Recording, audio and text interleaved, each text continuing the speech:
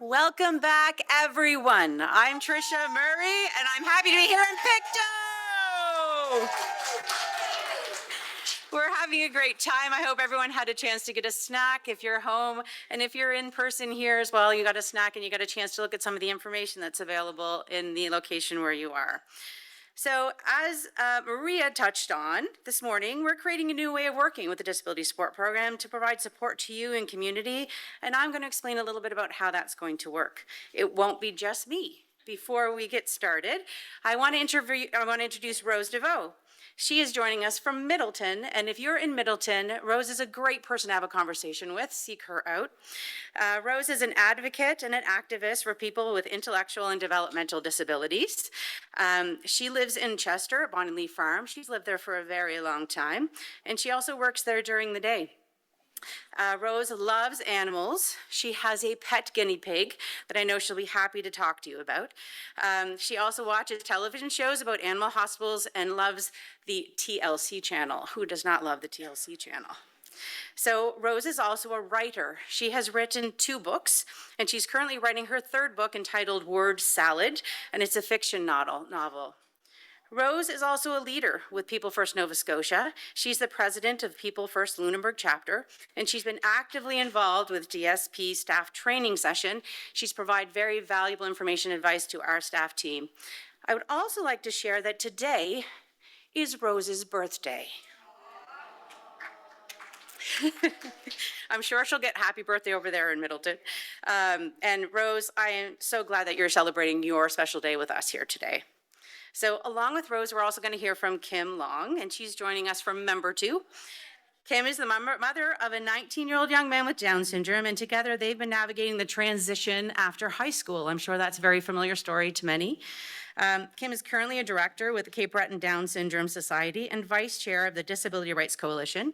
She also works full-time in the post-secondary education sector and part-time as a human resource management consultant. So Kim's going to share her thoughts on what it's meant for her family to have choices in their life with her son as well. So I'm going to offer a bit of presentation. They have empowered me with technology, so hopefully this works well. So I'm going to talk a little bit about the new way that the Disability Support Program is going to show up in communities for people.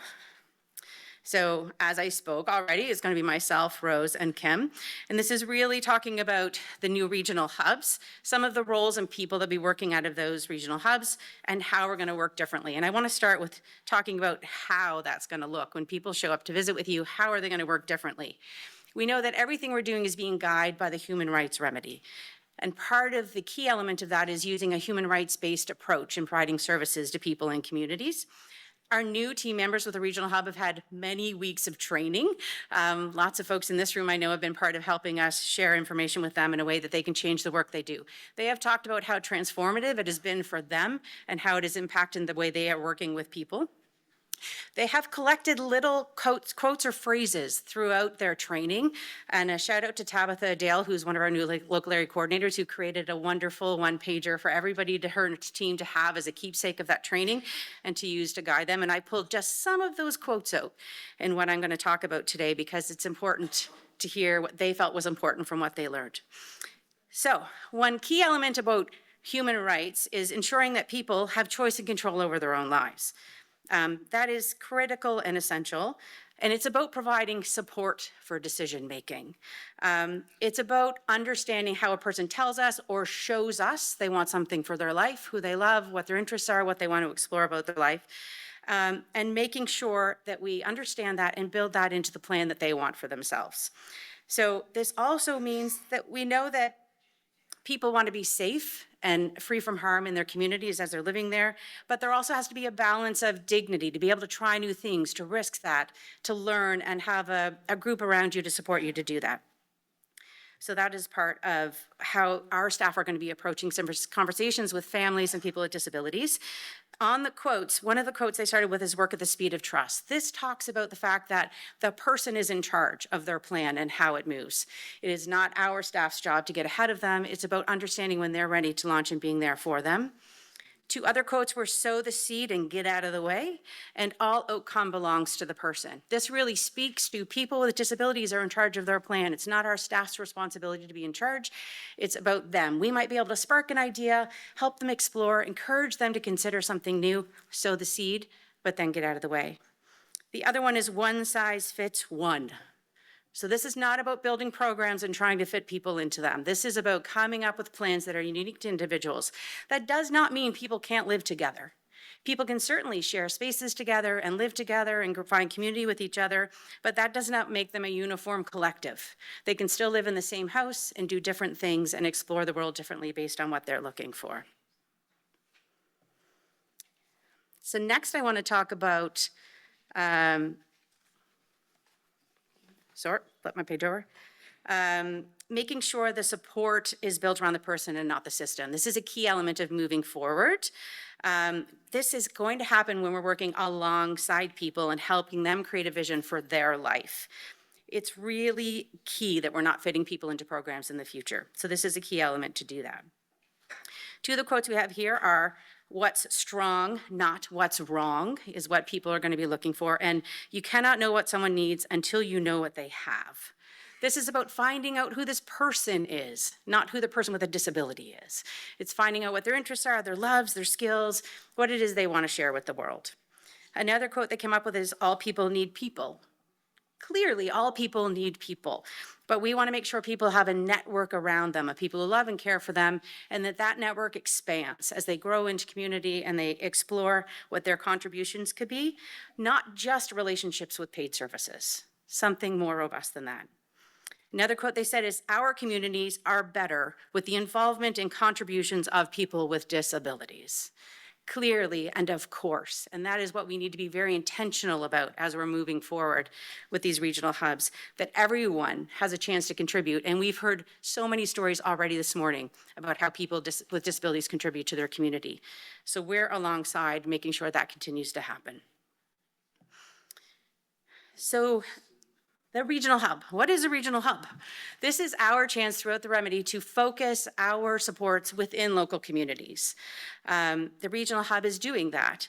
It's very important to say the regional hub is not a place. So if we put one regional hub in one community, it's not going to serve all the other communities. The regional hub is not about a particular place. It's about a collection of people who are deliberately working together to build supports around people with disabilities in community. And there are specific roles that do specific things in each regional hub, and I'll talk about that a little bit more. And the focus is really on making that happen in a way that makes sense in local communities for the local people that are there. We're prioritizing a person-centered approach, clearly, and helping people connect with community sports. I think that community piece is a really important thing to stress. That's not something we've done really before, but there is an intentional and deliberate role that is intended to work with communities deliberately to find ways that are not just service-driven, but are community-led initiatives to support people with disabilities and create inclusion in a way that makes sense in each community. So we'll get a little bit into the regional hub model. So we have a regional hub manager in each area, and I got a little emotional watching all of the regional hub managers in each area, introducing them. I'm like, oh, they're here, it's great. When I think about the last conference and where we are now, it's really exciting for me to see it come together. They also have team leads and a whole team of different roles that are working with them.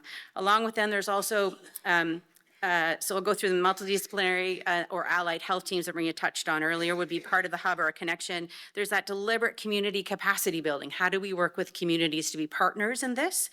There is individualized funding. We know some people will want individualized funding to launch their plans, and that will be spoken of later in the day. Regional closure teams. There is a whole team on making sure facilities close, but that people actually find life in community that they find valuing, where they contribute there. That will be after we talk about this.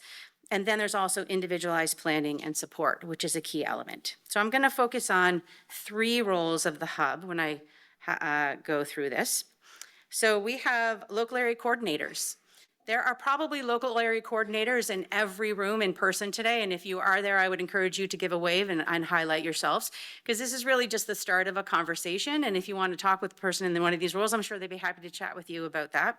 I did not ask them beforehand, by the way. That was cool.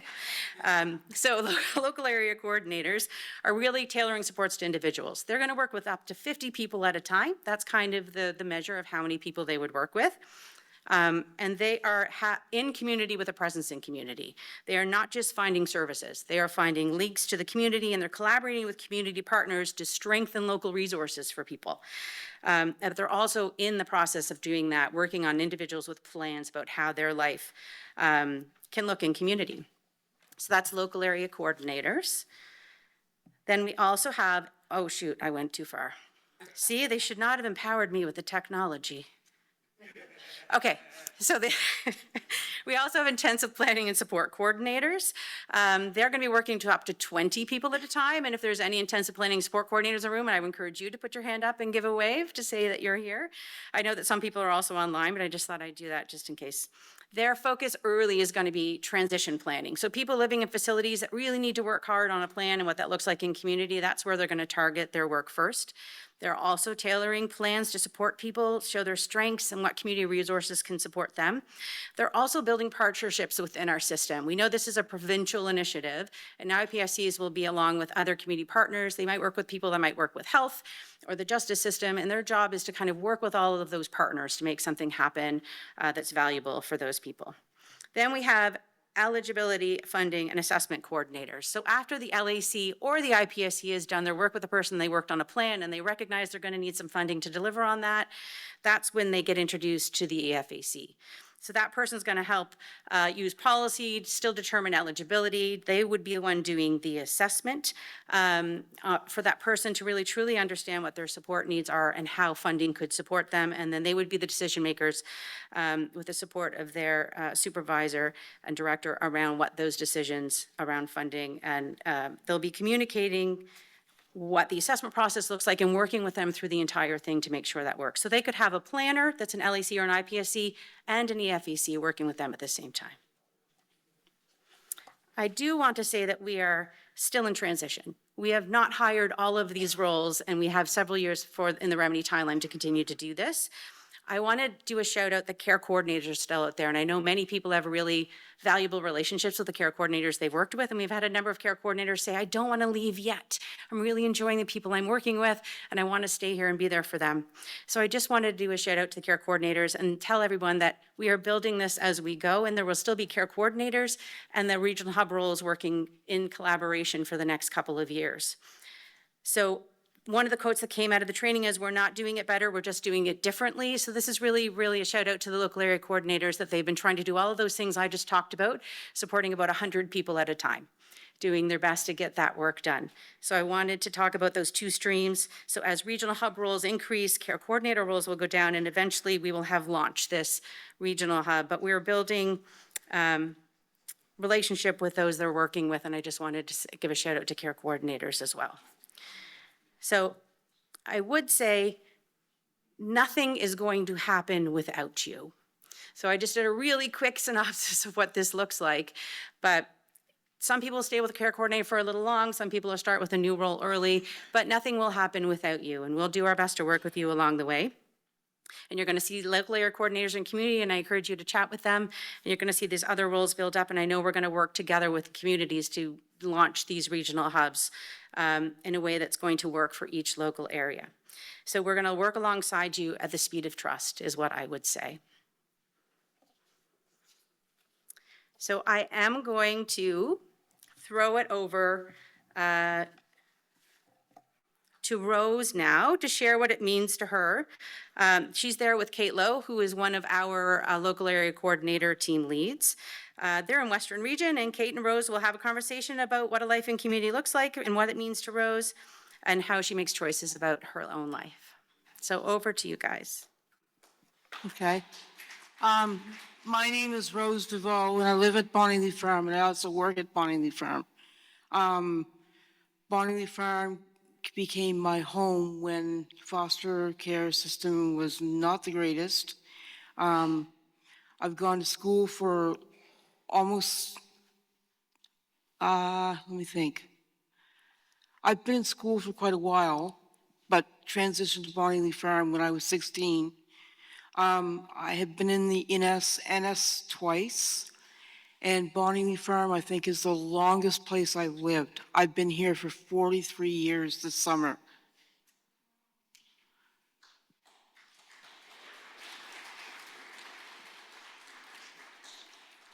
Thank you for joining us here today, Rose. And as Tricia mentioned, it is Rose's birthday today. So thank you so much for sharing your birthday with us. Big cakes, come on now.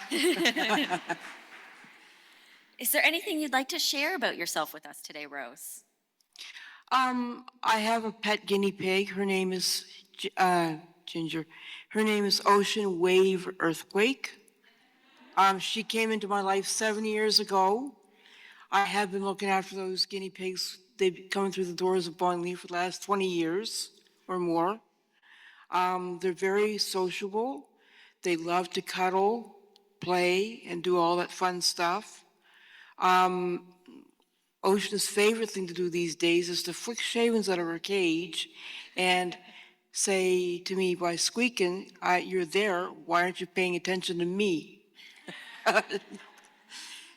But she's very friendly, very kind, very loving, and she's basically my emotional support animal. Tricia mentioned that quote, "One size fits one," was an important message for the new local area coordinator team. What does one size fits one mean to you? One size fits one means that every human being is an individual. There's not one person that's exactly alike. If it was, it'd be an awful boring world. But it just means that I'm different from Kate, who's different from Karen Lake, who's different from Stacey McDonald, who's different from everybody in this room. But we are all equal in the same way. We're all people. We all deserve the same respect that we give in the community. When people see us coming, they go, "Oh, there's Rose coming down the street. Look at that. She's got her guide dog or a cane or whatever." And that's the other thing I want to mention too, is I will be getting a guide dog. I'm working toward it now, so that I can travel completely independent on my own without anybody else coming. That gives me the independence to go in stores, gives me the independence to do what I need to do with my daily household chores and stuff, like laundry and stuff. I do that all by myself, but the dog might be able to carry the basket or push the basket along the floor for me. I don't know. But it will be able to help me with a great amount of independence in the community, which we are all working toward doing, is being in the community. So it's a great thing to be one size fits one. You mentioned how important it is for you to be able to be independent in community, and we know another thing of importance is having choice over our own lives. That's important to all of us. Can you talk about how choice is important in your life? Okay, choices, everybody has choices. And we all have to be able to make our own choices and not say, "Rose, you need to clean your room. Rose, you need to feed the guinea pig. Rose, you need to get your guide dog a drink. Rose, whatever." Okay, that's not choice for me. That is not. And I don't like that when people do that to me. It makes me very angry and upset. And sometimes it can trigger behaviors, which I won't talk about here, but it's one of those things that everybody needs to have choice. Without choices, people become upset. Without choices, people can't do their own things that they want to do in community. It's demanded of them. It's not, "Would you like to do this?" or "Would you like to do that?" It's, "You're doing this, you're doing that." And that's what we're trying to get rid of, is the fact that everybody has a choice. Such an important thing to consider. Yeah.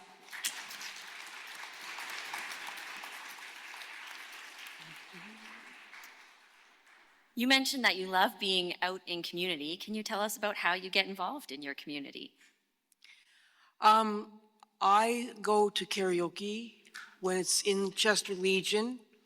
I take a taxi, pay the taxi, they walk me in, take me to my seat, and then wait till I'm done. So they go do their own thing while I'm doing my own thing in the Legion. The Legion members all know me in there really well. They go, oh, there comes Rose. I get help with the songs I want to sing. I get a lot of enjoyment of going to the Legion as well, because and I did an actual interview with somebody else because I wanted to get into radio a little bit. And actually that interview turned out really well. It was like a dream come true for me, because I was playing the radio announcer or the DJ and pretended that I had invited a person into my studio.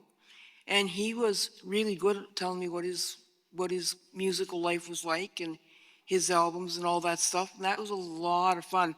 I did about 2 or 3 of those with Hog the Covers and a few other ones. But I can go down to the pharmacy, I take a taxi, go down to the pharmacy, do what I want to do, get my treats, get stuff for my guinea pig if I need to, visit people in the community, I do. Now I'm looking at getting a guide dog, which will give me more independence that the staff won't have to do. Because April said to me this morning, she said, if you have the guide dog, Rose, I could put you in a cab with your dog and send you to Middleton. And she's right. I could easily do that with the help of my guide dog. That leads right into my next point here, Rose. Earlier, we heard that the DSP team would be looking for what's strong, not what's wrong. What are your thoughts on that way of working with people? I think that's a really good outlet, a really good way for people to get to know one another. We're all strong in our own ways, and it doesn't matter what's wrong. That has nothing to do with this, what's wrong. It's how strong a person is, it's how resilient they are, how interested they are in learning about themselves. You know, going to university and stuff like that would be great for people with disabilities. I don't see why they can't. We are no different than anybody else. Absolutely not any different. We all have hands, we all have 2 feet, 2 arms, we all share different sized body parts. You know, we're all the same in that way. But with people that see us as people with disabilities, and they don't realize that we're just people like they are. We're not any different than anybody else. And people should know that by now. If they don't, then they have major issues. I'll tell you a story. I went into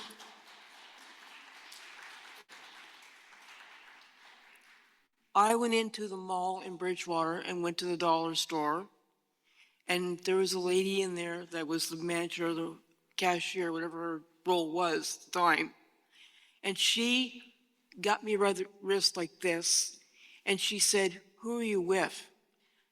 I said, I'm with a group here at Bonnie Farm. She goes, well, where are they? And I go, they're in this store shopping the same as I am. So she picks my hand up, and she goes, you need to sit over here. And I thought, yeah, I don't think so. Anyway, what happened was, so I did my shop and I looked around the stationery spot to get some cards or whatever I was doing that day. And anyway, I rounded the corner and ran into the chip bag, and the cashier leaned over the counter to another customer and said, we don't need people like that in our store.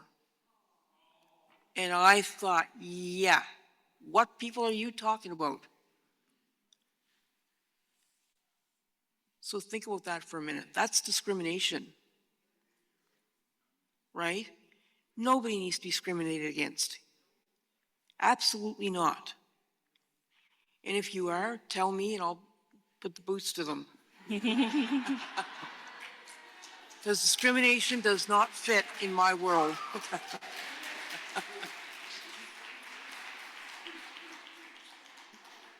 Such a strong point to end on, Rose, and I can tell that advocacy and using your voice is one of your strengths. Do you have any last thoughts for us before we throw it back to Tricia?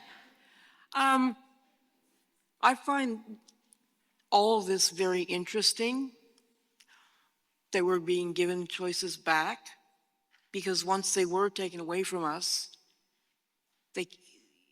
in other words, you can't do that because you have a disability. No, Rose could never amount to anything. She can't work. She can't do anything for herself. So we have to help her all along the way.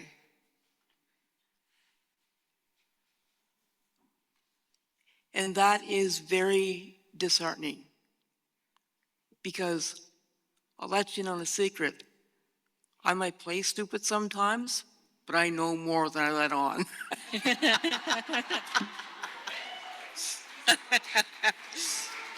Anyway, thank you very much for having me. I appreciate this very much. I'm hoping to do this more in the upcoming years with this. I enjoy people, I enjoy pets, and I enjoy the love that everybody gives me.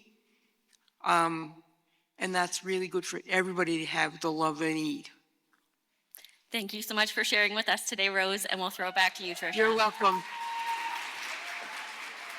Rose, I'm going to come to your other side.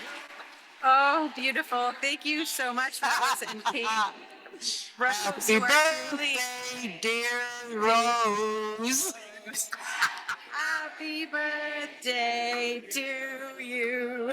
Thank you very much, you guys. I appreciate that. Perfect. That is awesome, Rose. Just beautiful. You are truly a change maker. And I think there's probably a couple quotes I could pull out of what you just said that we could add to the next presentation. That was great. Now we're going to head over to Kim and hear from her and her perspective on how this change impacts her and her family. So over to Kim.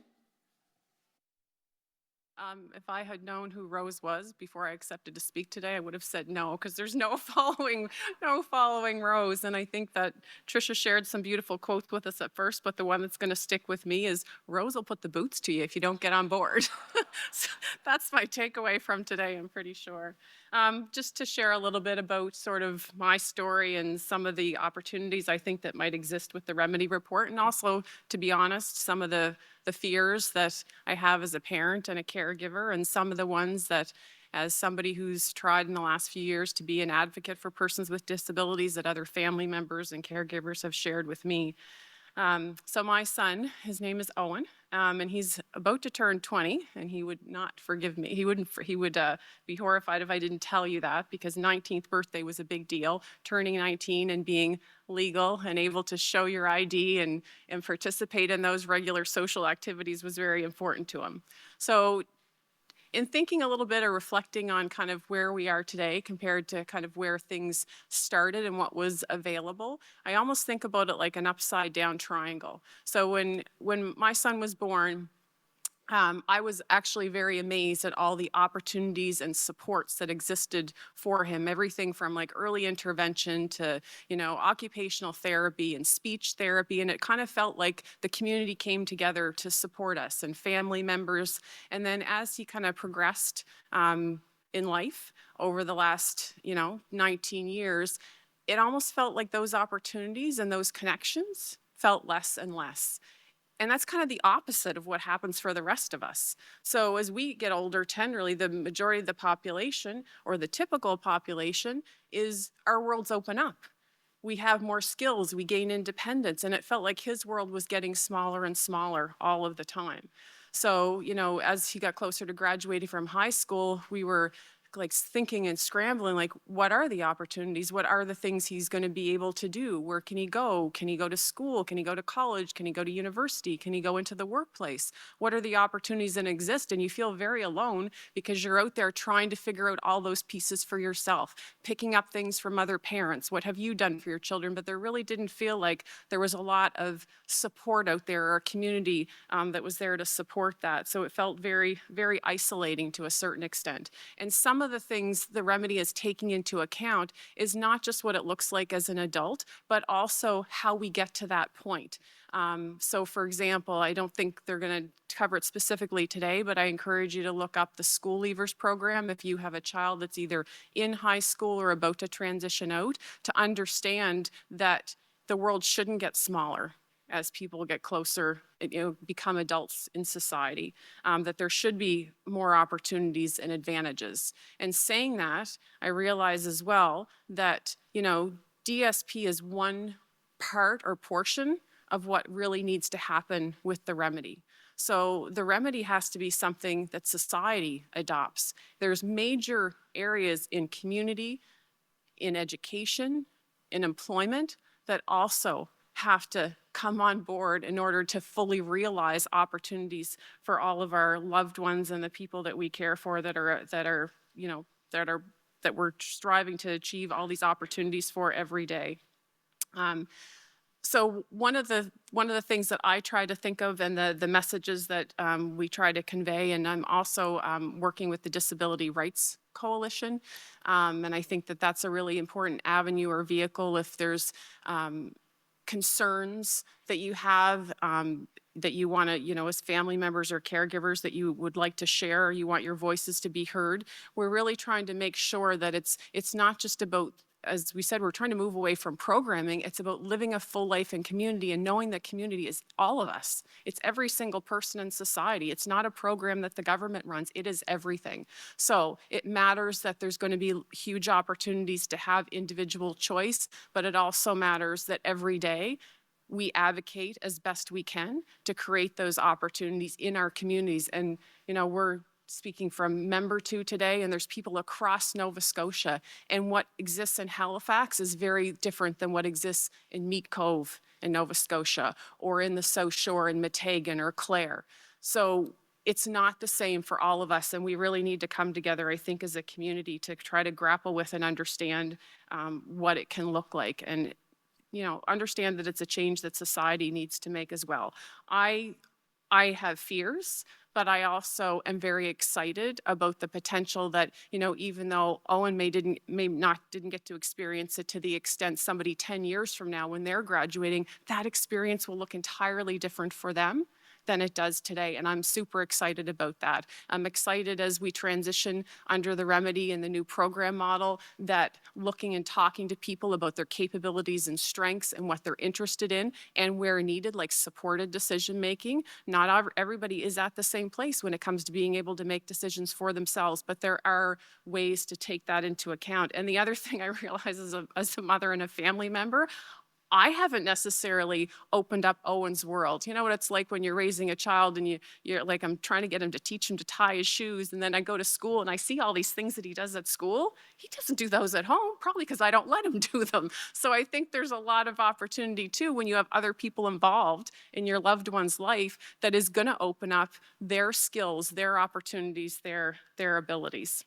And I guess I'm gonna really take away the challenge for myself, that every day, in every opportunity, in every facet of life, personal, professional, to try to educate people on what the remedy really is meant to mean for changing our community, and understand that it's something that our society needs to evolve towards. And I also want to say, just to all these new individuals that are taking on new roles or transitioning, as much as, we have fears as parents, and we will hold, sort of the government accountable to doing what it said it was going to do, we appreciate you. Like, you have our hearts in your hands when it comes to our loved ones, and we know that you're good people doing good work, and we thank you for the work that you do, and we're here to be collaborators and helpers. One of the things I would definitely strongly recommend too, if you're interested or want to be more active, there's lots of opportunities to do that, so we can work together to accomplish some of these really critical, important tasks and goals. And I'm so excited to see what this looks like in 20 years. I think it'll look very different than what it does today. Thank you.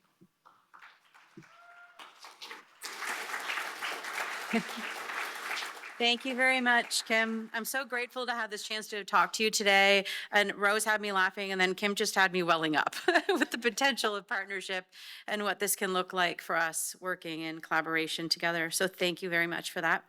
I know that what I've said is a lot to take in, and you'll have time to talk about it at your tables, and we will share the slides with anybody who's interested in those.